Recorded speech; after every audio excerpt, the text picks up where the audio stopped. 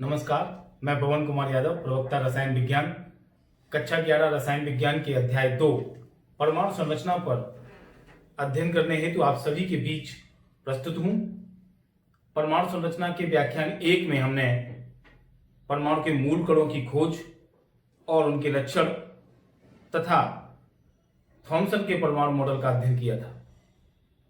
आज व्याख्यान 2 में हम परमाणु संरचना अध्याय के अंतर्गत निम्नलिखित शिक्षण बिंदुओं का अध्ययन करेंगे, इन पर चर्चा करेंगे, जिनमें रदरफोर्ड का अल्फा कण प्रकीर्णन प्रयोग, रदरफोर्ड का नाभिकीय मॉडल, परमाणु क्रमांक तथा द्रव्यमान संख्या, तत्व की परमाणु क्रमांक क्या होता है और तत्व की द्रव्यमान संख्या क्या होता है, तत्वों का निरूपण कैसे किया जाता है और समस्थानिक एवं संभारिक, इन बिंदुओं पर आज के इस व्याख्यान 2 में हम चर्चा करेंगे। आइए अध्ययन करते हैं रदरफोर्ड के अल्फा कण प्रकीर्णन प्रयोग का।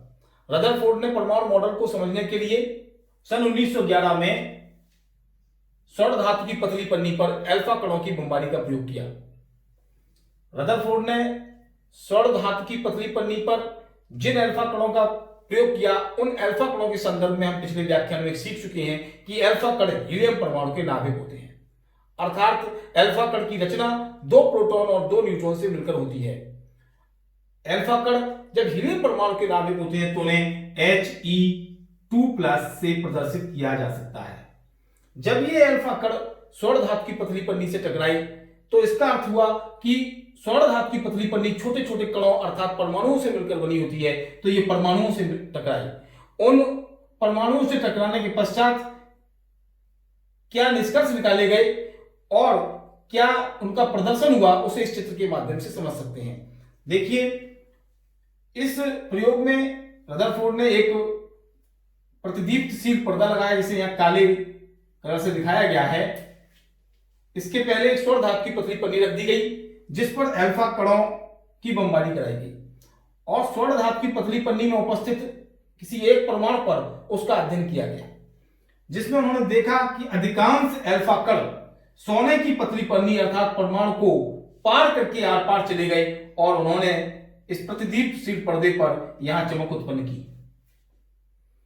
जैसे ये जो ब्लू कलर के अल्फा कण यहां पर दिखाए गए हैं, उनको आप देखिए कि ये वाले जो अल्फा कण हैं ये सीधे आर पार चले गए और ये वाले भी अल्फा कण सीधे आर पार चले गए, जिन्होंने यहां पर्दे पर चमक उत्पन्न की, जिससे यह निष्कर्ष निकलता है कि परमाणु का अधिकांश भाग रिक्त है।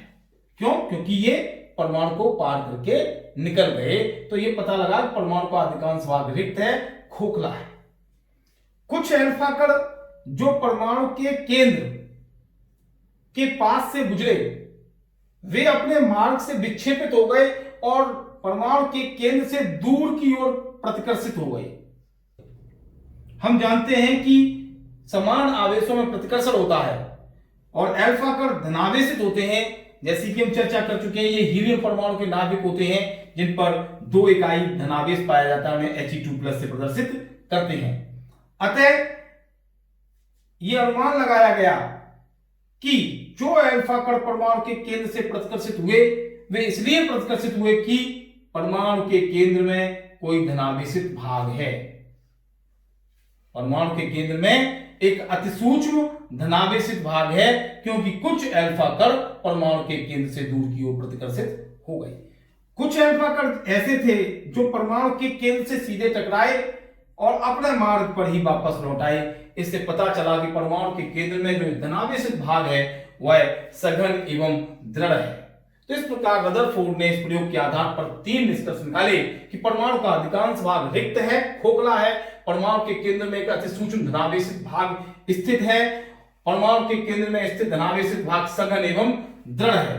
तो ये वाला भाग जो धनावेशित है, इसकी खोज हुई।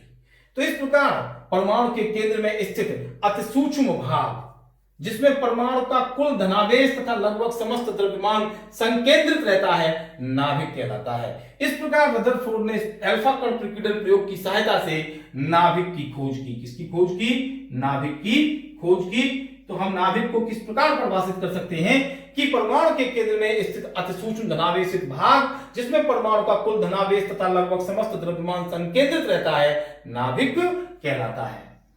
इस नाभिक की खोज के प्रयोग के बाद अल्फा कण प्रकीर्णन प्रयोग के बाद रदरफोर्ड ने परमाणु का मॉडल प्रस्तुत किया, जिसे परमाणु का नाभिकीय मॉडल कहते हैं। अब देखेंगे हम परमाणु के नाभिकीय मॉडल को। रदरफोर्ड के परमाणु मॉडल के अनुसार परमाणु अति सूक्ष्म गोलाकार विद्युत उदासीन कण है, अर्थात उसके ऊपर कोई प्लस या माइनस किसी प्रकार का कोई आवेश नहीं है, वह आवेश रहित है। नंबर 2, परमाणु का केंद्रीय भाग जो अति सूक्ष्म स्थान में केंद्रित रहता है और उस स्थान में परमाणु का कुल धनावेश तथा लगभग समस्त द्रव्यमान निहित होता है, नाभिक कहलाता है। जैसा कि अल्फा कण प्रकीर्णन प्रयोग के आधार पर निष्कर्ष प्राप्त हुआ था, जिसमें नाभिक की खोज हुई थी, उसमें हमें पता चला था कि परमाणु के केंद्र में स्थित वह धनावेशित भाग जिसमें परमाणु का समस्त धनावेश तथा लगभग कुल द्रव्यमान संचित रहता है, इकट्ठा रहता है, निहित रहता है, परमाणु का नाभिक कहलाता है। तो नाभिक कैसा होता है? धनावेशित होता है और यह परमाणु के केंद्र में अति सूक्ष्म स्थान को घेरे होता है। तीसरा यह है कि परमाणु इस प्रकार हमें समझ में आता है कि परमाणु दो भागों से निर्मित है। रदरफोर्ड ने क्या बताया कि इस प्रकार समझ में आता है कि परमाणु दो भागों से निर्मित है। एक तो परमाणु का वह केंद्रीय भाग जिसमें समस्त धनावेश और लगभग कुल द्रव्यमान निहित है, जिसे हम नाभिक कहते हैं, यानी फर्स्ट तो धनावेशित नाभिक, और सेकंड नाभिक के बाहर का विशाल क्षेत्र। यदि हम परमाणु को इस प्रकार, परमाणु के केंद्र में इस प्रकार धनावेश को मान लें, यह अति सूक्ष्म भाग है, तो परमाणु इस प्रकार गोलाकार है, तो परमाणु के केंद्र में स्थित नाभिक और दूसरा नाभिक के बाहर का विशाल क्षेत्र जिसमें इलेक्ट्रॉन रहते हैं। अगला पॉइंट आता है नाभिक की त्रिज्या। इस नाभिक की त्रिज्या जो धनावेशित है 10⁻12 सेंटीमीटर की कोटि की होती है तथा पूरे परमाणु की त्रिज्या 10⁻8 सेंटीमीटर के लगभग होती है।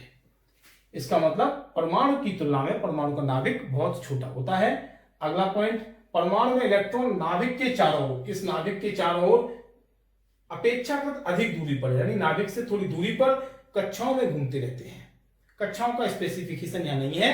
क्या कहा गया कि परमाणु में इलेक्ट्रॉन नाभिक के चारों ओर अपेक्षाकृत अधिक दूरी पर विभिन्न कक्षाओं में घूमते रहते हैं। अगला पॉइंट बहुत महत्वपूर्ण कि परमाणु में इलेक्ट्रॉनों की संख्या, परमाणु में इलेक्ट्रॉनों की संख्या नाभिक में उपस्थित धनावेशित इकाइयों की संख्या के बराबर होती है। अर्थात परमाणु में नाभिक के चारों ओर जितने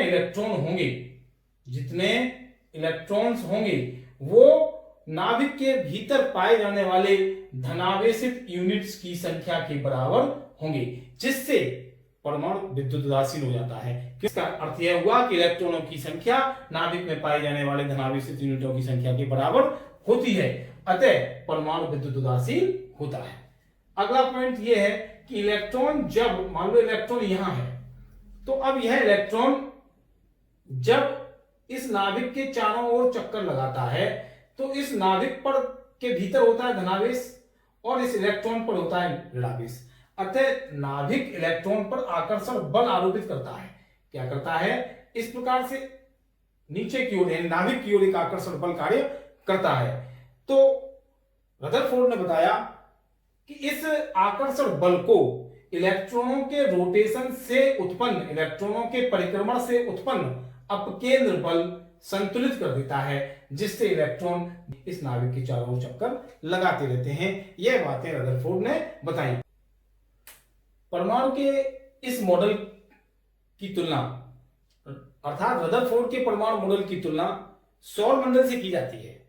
रदरफोर्ड ने बताया जिस प्रकार सूर्य के चारों ओर विभिन्न ग्रह चक्कर लगाते हैं, ठीक उसी प्रकार परमाणु में नाभिक के चारों ओर इलेक्ट्रॉन परिक्रमण करते हैं, चक्कर लगाते हैं, इसलिए इसे सौर मॉडल भी कहा जाता है। अब हम देखेंगे रदरफोर्ड मॉडल की कुछ दोष हैं, कुछ कमियां हैं। आइए देखते हैं रदरफोर्ड मॉडल के दोष। तो आइए अब देखते हैं रदरफोर्ड परमाणु मॉडल की कमियां अर्थात दोष। रदरफोर्ड ने परमाणु का जो मॉडल प्रस्तुत किया, उस परमाणु के नाभिकीय मॉडल में कुछ दोष पाए गए। वे दोष निम्नवत हैं। नंबर 1, रदरफोर्ड का परमाणु मॉडल परमाणु निकाय के स्थायित्व की व्याख्या करने में असफल रहा, क्योंकि रदरफोर्ड ने बताया कि इलेक्ट्रॉन परमाणु में नाभिक के चारों ओर विभिन्न कक्षाओं में तीव्रगामी गति करते हैं, किंतु क्लार्क मैक्सवेल के विद्युत चुंबकीय सिद्धांत के अनुसार एक गतिशील विद्युत आवेशित कण निरंतर प्रकाश का उत्सर्जन करता रहता है, जिससे उसकी ऊर्जा लगातार कम होती जाती है। इस सिद्धांत से निष्कर्ष निकाला जा सकता है कि कोई परिक्रमा करता हुआ इलेक्ट्रॉन निरंतर प्रकाश का उत्सर्जन करेगा, जिससे उसकी ऊर्जा में कमी आएगी, अर्थात उसकी ऊर्जा का ह्रास होगा। जब उसकी ऊर्जा का ह्रास होगा तो उसके चक्कर लगाने वाली कक्षा की त्रिज्या छोटी होती जाएगी और अंततः इलेक्ट्रॉन नाभिक में गिर जाएगा, जिससे परमाणु का अस्तित्व समाप्त हो जाएगा। जबकि परमाणु अविनाशी है, परमाणु कभी नष्ट नहीं किया जा सकता। अतः रदरफोर्ड का यह मॉडल परमाणु के स्थायित्व की व्याख्या करने में असफल रहा। कैसे? आप देखिए, आवेशित नाभिक है और यहां पर अगर इलेक्ट्रॉन चक्कर लगा रहा है तो विद्युत चुंबकीय सिद्धांत कहता है कि चक्कर लगाता हुआ इलेक्ट्रॉन लगातार ऊर्जा का ह्रास करेगा। तो जब वो ऊर्जा का ह्रास करेगा तो उसकी कक्षा इस प्रकार छोटी होती जाएगी और अंततः वह नाभिक में गिर जाएगा, जिससे परमाणु का अस्तित्व समाप्त हो जाएगा। जबकि यह परमाणु के संदर्भ में कतई संभव नहीं है। इस प्रकार रदरफोर्ड परमाणु मॉडल परमाणु के स्थायित्व की व्याख्या करने में असफल रहा। दूसरा पॉइंट क्या है कि रेखीय स्पेक्ट्रम से संबंधित पॉइंट है। यदि नाभिक की परिक्रमा करता हुआ इलेक्ट्रॉन लगातार प्रकाश का उत्सर्जन करता है तो परमाणु का स्पेक्ट्रम सतत होना चाहिए, अर्थात स्पेक्ट्रम में निश्चित आवृत्ति की रेखाएं नहीं होनी चाहिए। परंतु वास्तव में परमाणु का स्पेक्ट्रम सतत नहीं होता है। परमाणु के स्पेक्ट्रम में निश्चित आवृत्ति की कई रेखाएं होती हैं। अतः रदरफोर्ड का यह मॉडल परमाणुओं के रेखीय स्पेक्ट्रम की व्याख्या करने में असफल रहा। तीसरा पॉइंट है, इस मॉडल से यह भी स्पष्ट नहीं होता कि इलेक्ट्रॉन नाभिक के चारों ओर कहां और किन कक्षाओं में स्थित होते हैं, अर्थात इसमें कक्षाओं को स्पेसिफाई नहीं किया गया। यह नहीं बताया गया कि इलेक्ट्रॉन किस ऊर्जा के हैं और किस ऊर्जा की कक्षा में चक्कर लगाते हैं, रहते हैं, स्थित होते हैं। इस प्रकार रदरफोर्ड परमाणु मॉडल असफल रहा। अब आगे के व्याख्यानों में हम बोर का परमाणु मॉडल और आधुनिक परमाणु मॉडलों का अध्ययन करेंगे। अभी हमने अध्ययन किया रदरफोर्ड परमाणु मॉडल और उसके दोष। आइए अब अध्ययन करते हैं परमाणु क्रमांक का, कि तत्व का परमाणु क्रमांक क्या है। किसी तत्व के परमाणु नाभिक में उपस्थित धनावेशित इकाइयों की संख्या को उस तत्व का परमाणु क्रमांक कहते हैं। अर्थात किसी तत्व के परमाणु के नाभिक में जितनी धनावेशित यूनिट होती हैं, वही संख्या उस तत्व का परमाणु क्रमांक कहलाती है। यानी एटॉमिक नंबर किस प्रकार तय होता है कि तत्व के परमाणु नाभिक में कितने धनावेशित यूनिट हैं, और धनावेशित यूनिटों को हम प्रोटॉन कहते हैं। तो हम क्या कहेंगे कि परमाणु क्रमांक बराबर प्रोटॉनों की संख्या। कारण मान लो ये परमाणु है और ये उसके सेंटर में नाभिक है, तो इस नाभिक में जितने धनावेशित यूनिट होंगे वही उसका परमाणु क्रमांक होगा। जैसे हमने यहां 2 धन की यूनिट दर्शाए हैं, तो इसका मतलब इस तत्व का परमाणु क्रमांक 2 होगा, क्योंकि इसमें 2 प्रोटॉन हैं, 2 धनावेशित यूनिट्स हैं। परमाणु क्रमांक को Z से प्रदर्शित करते हैं, तो Z बराबर हो गया P, और प्रोटॉनों की संख्या हम जानते हैं इलेक्ट्रॉनों की संख्या के बराबर होती है, क्योंकि परमाणु विद्युत उदासीन होता है। इसलिए परमाणु के केंद्र में जितने धनावेशित इकाई होती हैं, उतने ही नाभिक के बाहर इलेक्ट्रॉनों की संख्याएं होती हैं। अगर 2 धनावेशित इकाई परमाणु के नाभिक में है, 2 प्रोटॉन नाभिक में है, तो 2 इलेक्ट्रॉन परमाणु नाभिक के बाहर उपस्थित होंगे, कक्षाओं में उपस्थित होंगे। तो Z बराबर P और P बराबर E। तो एक फॉर्मूला बन जाता है Z equal to P equal to E। तो परमाणु क्रमांक बराबर प्रोटॉनों की संख्या बराबर इलेक्ट्रॉनों की संख्या। अब हम देखते हैं द्रव्यमान संख्या क्या होती है। द्रव्यमान संख्या का मतलब है किसी तत्व के परमाणु नाभिक में उपस्थित प्रोटॉनों की संख्या और न्यूट्रॉनों की संख्या के योग को तत्व की द्रव्यमान संख्या कहते हैं। इसे A से प्रकट कर सकते हैं, तो A इक्वल टू हो जाता है P plus N। A equal to P plus N। यहां P जो है वो Z के बराबर होती है, इसलिए हम ये भी लिख सकते हैं कि A equal to Z plus N, क्योंकि प्रोटॉन और परमाणु क्रमांक आपस में बराबर होते हैं। तो आप इस फॉर्मूला को, सूत्र को ध्यान रखेंगे, A बराबर P प्लस N और A बराबर Z प्लस N। तो द्रव्यमान संख्या और परमाणु क्रमांक तत्व को प्रकट करने के महत्वपूर्ण संख्याएं होती हैं, हम इन्हें अवश्य याद रखेंगे। इन्हीं के आधार पर तत्व का संपूर्ण निरूपण किया जा सकता है, तत्व को रिप्रेजेंट किया जा सकता है, जिनके आधार पर अगर हमें तत्व का परमाणु क्रमांक और द्रव्यमान संख्या ज्ञात है, तो हम इन दोनों के आधार पर इन सूत्रों से इलेक्ट्रॉन, प्रोटॉन और न्यूट्रॉन की संख्याएं ज्ञात कर सकते हैं कि तत्व में, परमाणु में कितने इलेक्ट्रॉन, कितने प्रोटॉन और कितने न्यूट्रॉन होंगे। देखिए तत्व का निरूपण कैसे किया जाता है। द्रव्यमान संख्याएं और परमाणु क्रमांक के आधार पर। अगर तत्व का संकेत x है तो उसके नीचे बाईं ओर z द्वारा उस तत्व का परमाणु क्रमांक प्रकट किया जाता है और ऊपर की तरफ a लिखकर, इस प्रकार आप देखें कि a लिखकर के द्रव्यमान संख्या को प्रकट किया जा सकता है। उदाहरण के लिए अगर हम सोडियम का संकेत बनाएं तो Na और उसके परमाणु क्रमांक को उसके साथ बाईं ओर नीचे लिखकर और द्रव्यमान संख्या को ठीक ऊपर वहीं 23 लिख करके प्रकट किया जा सकता है। ऐसे हम पढ़ते ऐसे कि 11 Na23। इसी प्रकार यदि हम क्लोरीन को देखें 17 Cl35, इस प्रकार हम तत्वों को निरूपित कर सकते हैं। ये सोडियम और ये क्लोरीन, ये कौन है? सोडियम और ये है क्लोरीन। तो इस प्रकार हम परमाणुओं को प्रकट कर सकते हैं। बस परमाणु क्रमांक और द्रव्यमान संख्या पर आधारित कुछ अंकित प्रश्न होते हैं। उनमें हमें इलेक्ट्रॉन, प्रोटॉन तथा न्यूट्रॉन की संख्याएं पूछी जाती हैं। कैसे उन्हें हल करते हैं देखिए, एक अंकित प्रश्न उदाहरण के रूप में हम हल करके देखते हैं कि 11 Na23 में इलेक्ट्रॉन, प्रोटॉन तथा न्यूट्रॉन की संख्याएं ज्ञात कीजिए। इस 11 Na23 में हमें दो चीजें मिल रही हैं कि Z इक्वल टू 11, जो हमने अभी पीछे सीखा कि नीचे जो संख्या लिखी होती है उसे हम परमाणु क्रमांक और ऊपर बाईं ओर जो संख्या लिखी होती है उसे हम द्रव्यमान संख्या कहते हैं। परमाणु क्रमांक को Z से प्रकट करते हैं, इसलिए Z इक्वल टू हुआ 11 और A द्रव्यमान संख्या A से प्रकट की जाती है, इसलिए A हुआ 23। हम लोगों ने अभी एक फॉर्मूला पढ़ा था कि परमाणु क्रमांक बराबर प्रोटॉनों की संख्या बराबर इलेक्ट्रॉनों की संख्या, यानी Z equal to P equal to E। जब Z इक्वल टू 11 है तो हम सीधे लिख सकते हैं, क्योंकि ये तीनों आपस में बराबर होते हैं, कि प्रोटॉन भी 11 है और इलेक्ट्रॉन भी 11 है। अब एक फॉर्मूला हम लोगों ने और पढ़ा कि A equal to P plus N, यानी द्रव्यमान संख्या प्रोटॉनों की संख्या और न्यूट्रॉनों की संख्या के योग के बराबर होती है। तो N बराबर हो जाएगा A माइनस P। तो N बराबर होगा A की वैल्यू 23 और P की वैल्यू 11 रखने पर N की वैल्यू आती है 12। इस प्रकार प्रोटॉनों की संख्या 11 आई है, इलेक्ट्रॉनों की संख्या भी 11 आई है और न्यूट्रॉनों की संख्या 12 आई है। तो इस अंक प्रश्न के ये हमारे आंसर आते हैं कि इलेक्ट्रॉन 11, प्रोटॉन 11 और न्यूट्रॉन 12। तो 11 Na23 अर्थात सोडियम के परमाणु में प्रोटॉन 11, इलेक्ट्रॉन 11 और न्यूट्रॉन 12 होते हैं। अर्थात हम उनके परमाणु क्रमांक और तत्व के परमाणु क्रमांक और द्रव्यमान संख्या के आधार पर उसके परमाणु नाभिक में प्रोटॉन और न्यूट्रॉन की संख्या ज्ञात कर सकते हैं और नाभिक के बाहर पाए जाने वाले इलेक्ट्रॉनों की संख्या को ज्ञात कर सकते हैं। अब हम देखेंगे समस्थानिक एवं समभारिक। आइए अध्ययन करते हैं समस्थानिक का। आइसोटोप्स, एक ही तत्व के वे परमाणु जिनके परमाणु क्रमांक समान किंतु द्रव्यमान संख्याएं भिन्न भिन्न होती हैं समस्थानिक कहलाते हैं। तो इस पर तीन बातों को देख सकते हैं।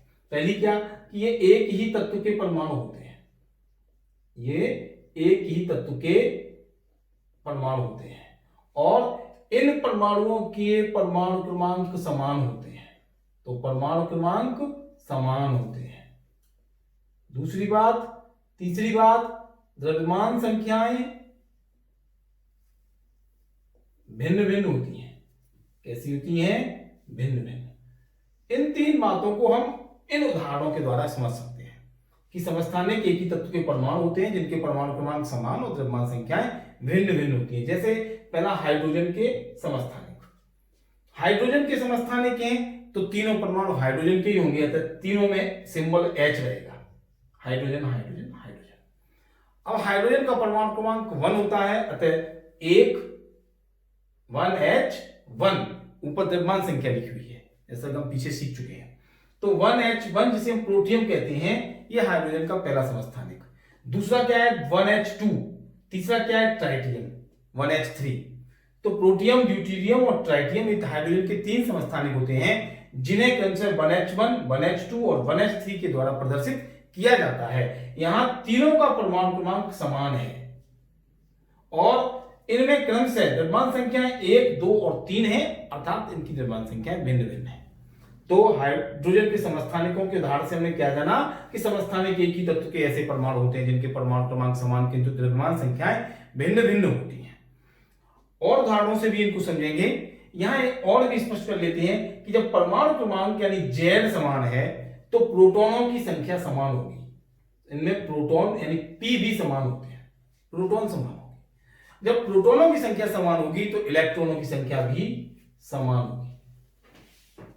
तो 5 बातें निकल के आ गई कि समस्थानिक एक ही तत्व के परमाणु होते हैं, परमाणु क्रमांक समान होते हैं, द्रव्यमान संख्याएं भिन्न भिन्न होती हैं, प्रोटॉन समान होते हैं, इलेक्ट्रॉन समान होते हैं, इसलिए इनका विन्यास भी समान होता है। कैसा होता है? इलेक्ट्रॉनिक विन्यास भी इनका समान होता है, जिस कारण से इनके रासायनिक गुण भी समान होते हैं। तो हमने समस्थानिकों के बारे में सीखा कि ये एक ही तत्व के परमाणु होते हैं, परमाणु क्रमांक समान होते हैं, इनकी द्रव्यमान संख्याएं भिन्न भिन्न होती हैं, इनमें प्रोटॉनों की संख्याएं और इलेक्ट्रॉनों की संख्याएं समान होती हैं और इसलिए इनका इलेक्ट्रॉनिक विन्यास समान होता है, जिससे इनके रासायनिक गुण भी समान होते हैं। इनमें न्यूट्रॉनों की संख्याएं भिन्न भिन्न होती हैं, क्योंकि इसमें अगर आप न्यूट्रॉन देखेंगे तो इसमें न्यूट्रॉन आएगा 0 प्रोटियम में, क्योंकि 1 में से 1 जाएगा 0। इसी प्रकार ड्यूटेरियम में न्यूट्रॉनों की संख्या आएगी 1 और इसी प्रकार ट्राइटियम में न्यूट्रॉनों की संख्या आएगी 2। क्या आएगी? 2। क्यों? 3 में से 1 जाएगा, 2 बचेंगे। न्यूट्रॉनों की संख्या द्रव्यमान संख्या में से प्रोटॉनों की संख्या या परमाणु क्रमांक को घटा के ज्ञात की जाती है। अब आता है ऑक्सीजन के समस्थानिक। ऑक्सीजन के समस्थानिक में आप देखें ऑक्सीजन 16, 8O16 को हम ऑक्सीजन 16 कहते हैं। इसमें 8, 8, 8 तीनों ऑक्सीजन है के परमाणु लिए गए हैं। तीनों ऑक्सीजन के वे परमाणु हैं जिनके परमाणु क्रमांक समान हैं, किंतु द्रव्यमान संख्या क्रम से 16, 17, 18 है, इसलिए इसको ऑक्सीजन 16, ऑक्सीजन 17 और ऑक्सीजन 18 कहते हैं। तो ये ऑक्सीजन के समस्थानिक हैं। इसी प्रकार क्लोरीन के समस्थानिक आप देख सकते हैं कि 17Cl35, जिनमें Cl का परमाणु क्रमांक 17 और द्रव्यमान संख्या 35 है। और दूसरा क्लोरीन का परमाणु ऐसा भी पाया जाता है जिसका परमाणु क्रमांक 17 किंतु द्रव्यमान संख्या 37 होती है। तो यहाँ परमाणु क्रमांक समान और द्रव्यमान संख्याएं भिन्न भिन्न है। तो ये पांचों बातें यहां भी लागू होंगी कि इनके परमाणु क्रमांक समान, द्रव्यमान संख्याएं भिन्न भिन्न, एक ही तत्व के होते हैं, यहां भी क्लोरीन, यहां भी क्लोरीन, और इनमें प्रोटॉनों की संख्या समान, इलेक्ट्रॉनों की संख्या समान, इसलिए इलेक्ट्रॉनिक विन्यास भी समान होता है। ठीक इसी प्रकार यहां भी कार्बन 12, कार्बन 13 और कार्बन 14 जो कार्बन के 3 समस्थानिक होते हैं उनमें परमाणु क्रमांक समान किंतु द्रव्यमान संख्याएं क्रम से 12, 13, 14 अर्थात भिन्न भिन्न होती हैं। यदि हम इनमें इसके लिए न्यूट्रॉन निकालें तो 12 में से 6 कम करेंगे 6, और यहां पर न्यूट्रॉन आएगा 7 और यहां पर न्यूट्रॉन आएंगे 8। तो न्यूट्रॉनों की संख्या समस्थानिकों में भिन्न भिन्न होती है, इलेक्ट्रॉन और प्रोटॉन की संख्याएं समान होती हैं। अब हम देखेंगे इसी प्रकार संभारिक। संभारिक को इस प्रकार परिभाषित किया जा सकता है कि भिन्न भिन्न तत्वों के वे परमाणु जिनकी द्रव्यमान संख्याएं समान, अब द्रव्यमान संख्याएं समान है किंतु परमाणु क्रमांक भिन्न भिन्न होते हैं, समभारिक कहलाते हैं। यानी समान द्रव्यमान संख्या वाले ऐसे परमाणु जो भिन्न भिन्न तत्वों के होते हैं और उनके परमाणु क्रमांक भिन्न भिन्न होते हैं, संभारिक कहलाते हैं। उदाहरण 18 आर्गन 40 जिसे आर्गन कहते हैं, 19 पोटेशियम 40, 19 K40 जिसको पोटेशियम, 20 Ca40 जिसको कैल्शियम कहते हैं। तो आप यहां देखिए कि ये तीनों भिन्न भिन्न तत्वों के हैं, क्रम से आर्गन, पोटेशियम और कैल्शियम। अतः इनके परमाणु क्रमांक निश्चित रूप से भिन्न भिन्न होंगे, 18, 19 और 20। यानी इसका परमाणु क्रमांक Z 18 है, इसका परमाणु क्रमांक 19 है और इसका परमाणु क्रमांक 20 है, किंतु तीनों की ही द्रव्यमान संख्या 40 है। यानी ऐसे परमाणु ढूंढे गए जिनकी द्रव्यमान संख्याएं समान है लेकिन वो भिन्न भिन्न तत्वों के परमाणु हैं, समभारिक कहलाते हैं। तो ये की भी 40। इसका मतलब Z तीनों का डिफरेंट है। तो यहां पर क्या बातें निकल के आई, देखिए कि द्रव्यमान संख्या यानी A समान है, जो यहां आप देख रहे हैं भिन्न भिन्न थी। दूसरा उसी क्रम में लिख देते हैं, तो ये भिन्न भिन्न तत्वों के परमाणु हैं। कैसे हैं? भिन्न भिन्न तत्वों के परमाणु हैं, भिन्न भिन्न तत्वों के परमाणु हैं।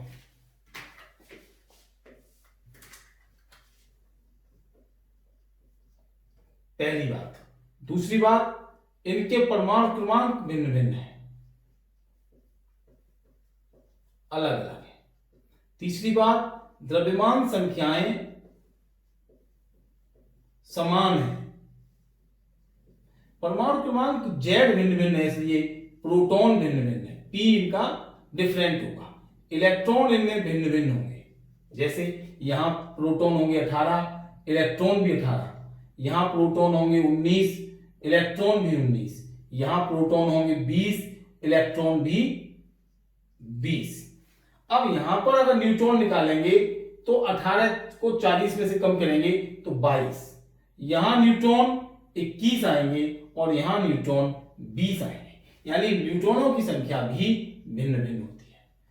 और परमाणु क्रमांक भिन्न भिन्न होने के कारण आवर्त सारणी में संभारकों का स्थान भी भिन्न भिन्न होता है, और परमाणु क्रमांक समान होने के कारण समस्थानिकों का आवर्त सारणी में एक ही स्थान होता है। इस प्रकार हम इन बिंदुओं की सहायता से जो रेड कलर में लिखे गए हैं निकाल करके हम समस्थानिक और संभारिक में अंतर भी कर सकते हैं कि समस्थानिक और संभारिक में यह अंतर है। आज के इस व्याख्यान में हमने रदरफोर्ड के अल्फा कण प्रकीर्णन प्रयोग, रदरफोर्ड का परमाणु मॉडल, परमाणु क्रमांक, द्रव्यमान संख्या, समस्थानिक एवं संभारिकों का विस्तृत अध्ययन किया। आशा है आपके यह सभी टॉपिक अच्छे से समझ में आए होंगे। इन्हीं टॉपिक से संबंधित कुछ अभ्यास प्रश्न आपको दे रहा हूं, जिन्हें आप अपनी उत्तर पुस्तिका पे गृह कार्य के रूप में करेंगे। ये प्रश्न है कि निम्नलिखित तत्वों के परमाणु नाभिक में प्रोटॉन व न्यूट्रॉन की संख्याएं ज्ञात करें।